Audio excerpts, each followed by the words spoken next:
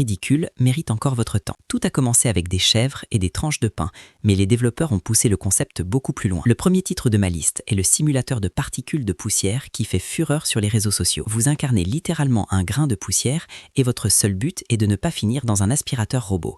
C'est une expérience étrangement stressante qui demande une précision chirurgicale pour floquer dans les courants d'air. Ensuite, j'ai essayé le jeu qui vient de sortir ce matin même, le fameux simulateur d'attente aux urgences. Le gameplay consiste à regarder une horloge murale et à cliquer sur votre téléphone virtuel pour ne pas perdre patience. On pourrait croire que c'est ennuyeux, mais le sound design est tellement immersif qu'on s'y croirait vraiment. Pourquoi est-ce que nous sommes des millions à jouer à des choses que nous détestons faire dans la vraie vie ?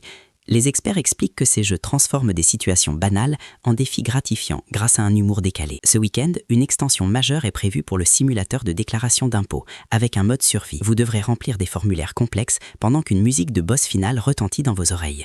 Il y a aussi ce simulateur de cailloux, où l'on gagne des points en ne faisant absolument rien pendant des heures. Certains joueurs atteignent des niveaux de méditation impressionnants en restant immobiles devant leur écran. La physique des objets en 2026 permet maintenant de ressentir chaque interaction avec un réalisme perturbant. Même les actions les plus inutiles deviennent satisfaisantes grâce au moteur graphique de nouvelle génération. On se demande vraiment quelle sera la prochaine étape pour les studios de développement indépendants.